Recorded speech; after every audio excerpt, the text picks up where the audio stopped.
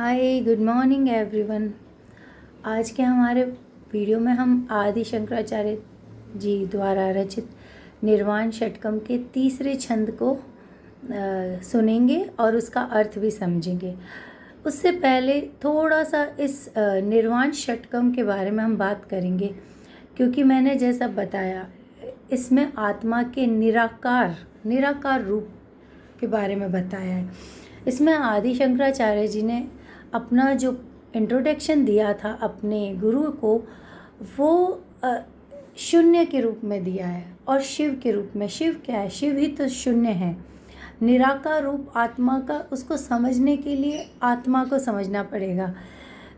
आत्मा किसी भी जो अटैचमेंट है उससे बिल्कुल जुड़ी हुई नहीं होती। जो हमारी आत्मा होती है वो हमारे मन से, हमारी बुद्धि से, हमारे रिश्तों से, हमारी इच्छाओं से और हमारे अट्रैक्शन से, हमारे दर्द से, हमारी खुशी से, इन सब से, हमारे रिश्तों से, हमारे नातों से किसी से जुड़ी नहीं होती है।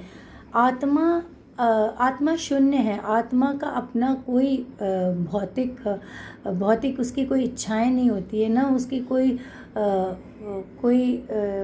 खुशी गम होता है, या उसका मन बुद्धि होता है, या उसके हाथ पैर होते हैं।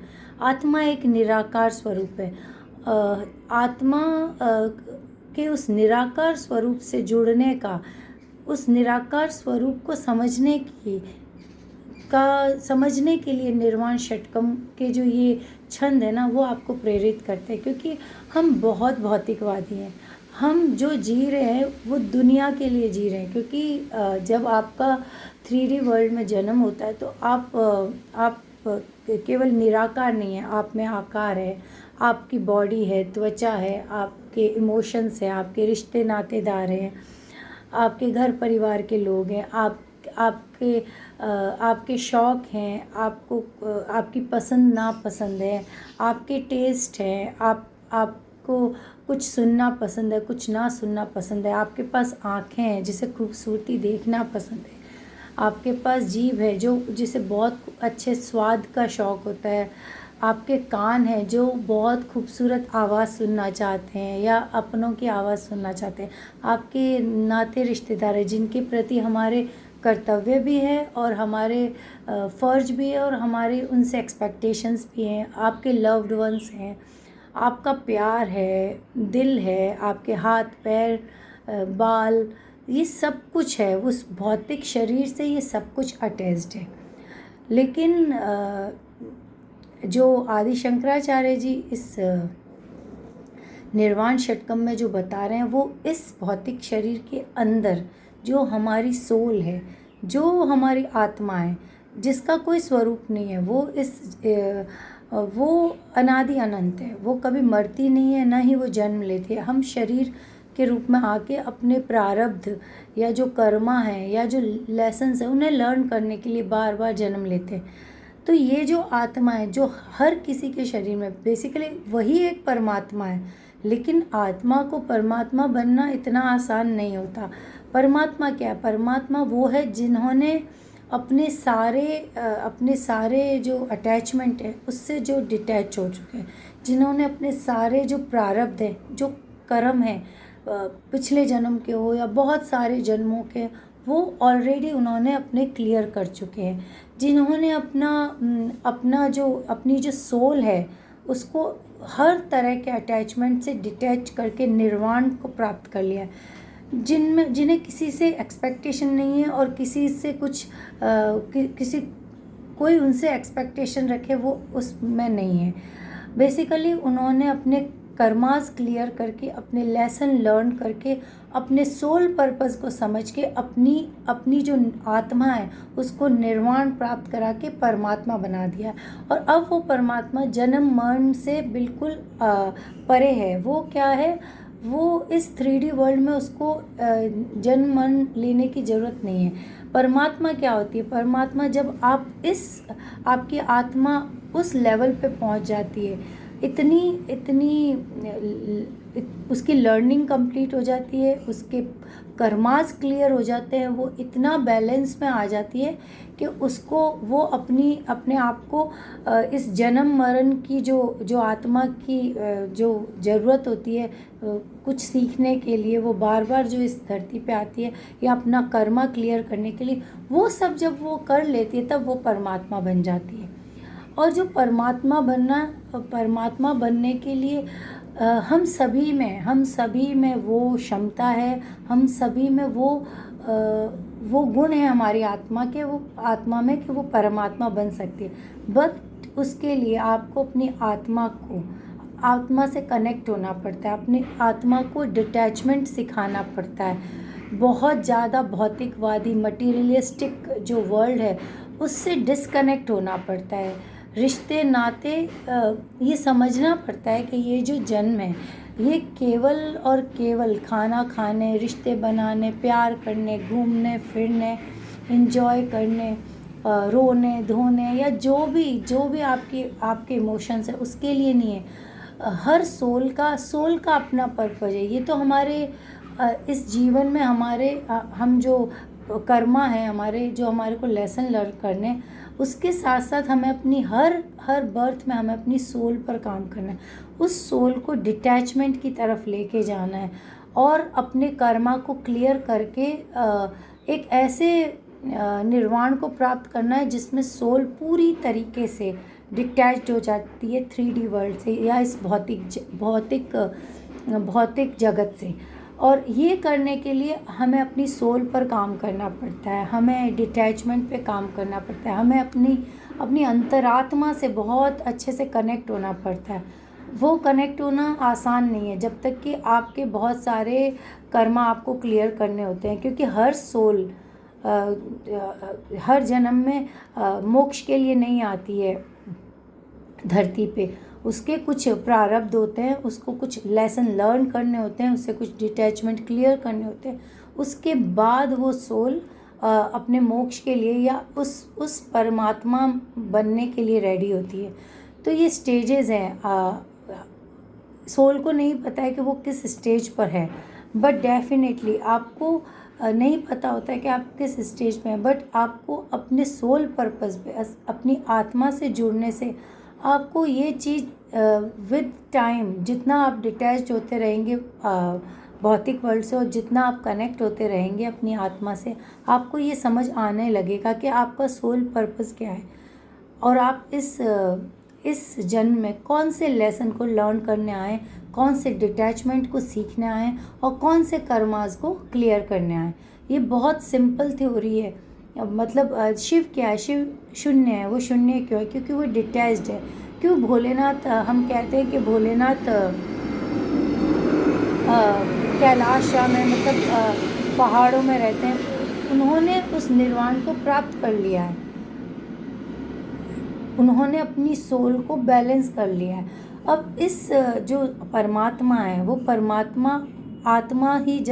आत्मा ही परमात्मा बनती है जब वो अपने लेसन लर्न कर लेती है, कर्मास क्लियर कर लेती है और अपने डिटैचमेंट सीख जाती है और निर्वाण को प्राप्त कर लेती है और बैलेंस होती है। ओके, अब यहाँ जो बैलेंस आता है उस बैलेंस में भी एक मुझे नहीं पता है बाकी जो हमारे जो पुराण हैं, वेद हैं, वो क्या कहते हैं या हमारे जो ऋषि मुनि हैं, बट जो एक सिंपल जो मैंने शिव शक्ति से समझने की कोशिश की है आत्मा के रूप को।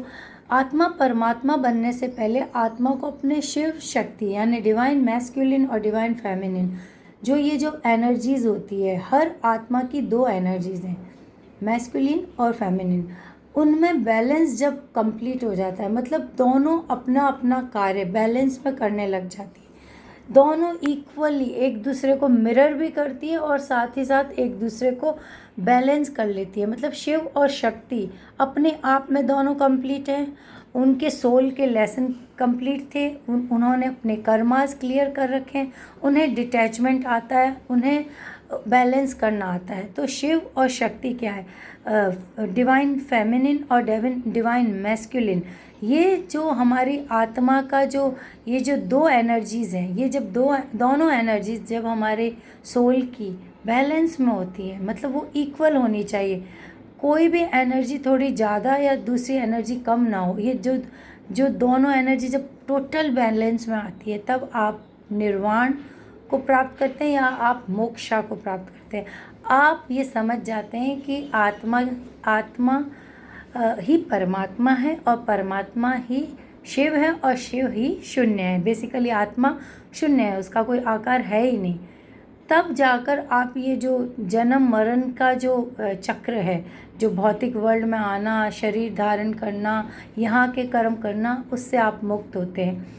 और हर आत्मा का सोल पर्पस तो परमात्मा बनना ही है, मतलब मोक्ष प्राप्त करके अपने शिव और शक्ति का जुड़ना, और अपने जो डिवाइन मैस्कुलिन और डिवाइन फेमिनिन, जो शिव और शक्ति की एनर्जी है, उसको बैलेंस करके परमात्मा में आपकी आत्मा का परमात्मा बनना। तो बेसिकली जो पाश्चात्य जो वर्ल्ड है, उसमें जो ये ट्विन फ्लेम वाला जो कॉन्सेप्ट है, वो मैं उसको शिव शक्ति की तरह देखती हूँ। मतलब ट्विन फ्लेम क्या होते हैं? वो भी बेसिकली एनर्जीज़ है, मैस्कुलिन और feminine, divine feminine, divine masculine.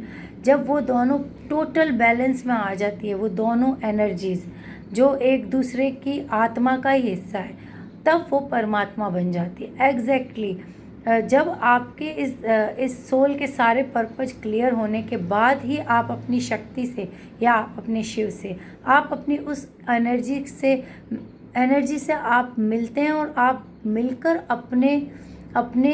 अपनी जो एनर्जीज़ है उनको बैलेंस करती है वो आत्मा। वो जब वो बैलेंसिंग कंप्लीट होती है, तभी वो परमात्मा बनती है। शिव शक्ति एक हो जाते हैं और वो एक परमात्मा बन जाती है, और वो जीवन मरण के इस चक्रव्यूह से वो आज़ाद हो जाती है।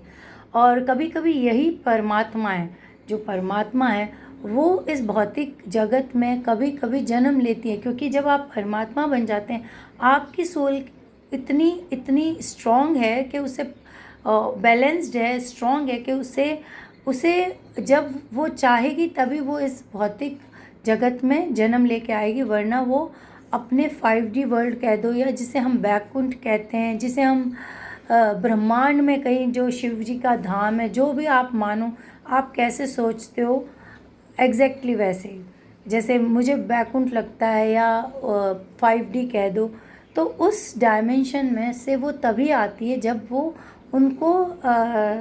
वो अपने मर्जी से, जब उन्हें लगता है। जैसा कि हमने पुराणों में पढ़ा है कि परमात्मा धरती पर तभी आते हैं जब धरती पर उनकी ज़रूरत होती है, जब बहुत ज़्यादा इम्बैलेंस हो जाता है, जब बहुत ज़्यादा जो डिस्टर्बेंस होती है, क्योटिक हो जाती है पूरी धरती, तब कुछ सोल जिनका अपने आप पे पूरा कंट्रोल है कह दो, या जो बिल्कुल बहुत स्ट्रॉन्ग सोल्स हैं, वो आती हैं। और हम जो इंसान हैं, जो अपने डे टू डे की ज़िंदगी जी रहे, उनको उनके सोल पर्पस की तरफ उनको बताने के लिए, क्योंकि वो अगर धरती पर नहीं आएंगी तो इंसान वो सोल पर्पस की तरफ आगे नहीं बढ़ेगा। वो इसी जंजाल में कह दो, या इसी 3D वर्ल्ड की मटीरियलिस्टिक जो रिक्वायरमेंट है, उन्हीं को पूरा करता रहेगा। इसलिए समय समय पे वो परमात्माएँ आती है और आपको ये बता, कभी कभी हम देखते हैं ना कि यार वो बड़ा परमात्मा आदमी है, वो बड़ा सज्जन पुरुष है, तो वो भी एक हो सकता है वो ऐसी ही कोई सोल हो जो परमात्मा हो, जिसने इस 3D वर्ल्ड में इस भौतिक शरीर को धारण करके वो हम लोगों को कुछ लेसन सिखाने या हमारे सोल पर्पस की तरफ हमें आगे बढ़ाने के लिए ऐसी सोल्स धरती पे आती हैं। तो ये पूरा कॉन्सेप्ट ना बिल्कुल क्लियर है। इसी चीज़ को आदि शंकराचार्य जी ने 6 छंदों में मतलब समझाया कि आत्मा सच में निराकार है। उन्होंने बताया है कि आत्मा किसी चीज़ से कनेक्टेड नहीं है, वो पूर्ण डिटैचमेंट है।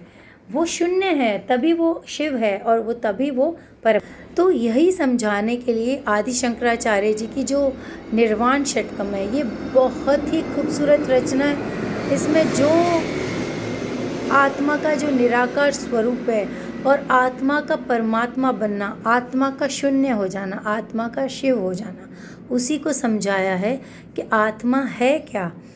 तो जो तीसरा छंद है निर्वाण षटकम का, जो आदि शंकराचार्य जी द्वारा रचित है, वो इस तरीके से मैं आपको उसका संस्कृत में जो उन्होंने लिखा है और उसका हिंदी में उसे ट्रांसलेट कर कर भी बताऊंगी। तो इस तरीके से है वो। न मैं द्वेष रागो न मैं लोभ मोह मदो नेव मैं नेव मात्सर्य भाव न धर्मो न चार्थो न कामो न मोक्ष चिदानंद रूप शिवोहम शिवोहम। अब इसमें आदि शंकराचार्य जी आत्मा के, ये हमारी उस निराकार आत्मा के बारे में बात करें। न ही मुझ में घृणा है, नफ़रत है, न ही मुझ में लगाव है, अटैचमेंट है, न मुझ में लोभ है, लालच, ग्रीड, और न ही मुझ में मोह है, किसी से भी आसक्ति है, प्यार है। न मुझे अभिमान है, घमंड, न ही मुझ में ईर्ष्या है, जेलसी, न ही मैं धर्म, धन, काम, मतलब वो बता रहे हैं कि मैं जो आत्मा है, जो निराकार है, जो हमारे शरीर के जो अंदर हमारी आत्मा है, ये उसकी बात हो रही है, हमारे भौतिक स्वरूप की नहीं। मैं धर्म यानी जो धर्म कर्म है, धन यानी हमारा जो काम से जो हमने अर्निंग है, हमारी धन, काम एवं मोक्ष, मोक्ष से भी परे आत्मा, क्योंकि मोक्ष के बाद तो आप परमात्मा बनने के बाद तो इस भौतिक जगत में आना ही नहीं है बार बार।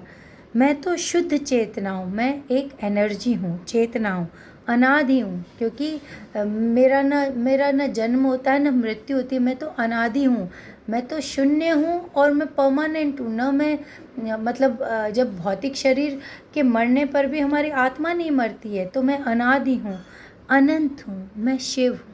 तो आत्मा क्या है? हमारे अंदर, हम सब के अंदर जो आत्मा है, सब के अंदर जो आत्मा है, वह परमात्मा बनने के लिए ही इस धरती पर आई है। मतलब अपने लेसन लर्न करने के लिए, डिटैचमेंट सीखने के लिए, कर्मास क्लियर करने के लिए, शिव शक्ति यानी हम जो डिवाइन मैस्कुलिन है और डिवाइन फेमिनिन एनर्जीज़ है, उनको बैलेंस करने के लिए। तो मैं शिव हूँ, और शिव क्या है? शिव शून्य है, अनादि है, अनंत है। तो इस तरीके से निर्वाण षटकम के हर एक छंद में आप अगर पढ़ेंगे तो आदि शंकराचार्य जी ने आत्मा के उस निराकार भाव को बहुत ही खूबसूरती से बताया है, जो हमें प्रेरित करता है कि केवल भौतिक वर्ल्ड की इस दुनिया के अलावा जो हमारी सोल का पर्पज़ है, हमें उस पर भी अपना उतना ही फोकस रखना है जितना हमें हमारी भौतिक वर्ल्ड की डे टू डे की जो हमारी जो आवश्यकता है उन पे। तो सोल की आवश्यकता क्या है, सोल का पर्पज़ क्या है, सोल क्या चाहती है, उसको कैसे बैलेंस करना, उसको कैसे निर्वाण दिलाना, उसको कैसे डिटैचमेंट सिखाना, उसको कैसे कर्मास क्लियर करके आगे बढ़ना है। निर्वाण षटकम, मेरी नज़र में निर्वाण षटकम इन्हीं सब बातों को बताता है। So that's all for today. Thank you so much for watching. Take care, have a good day, bye.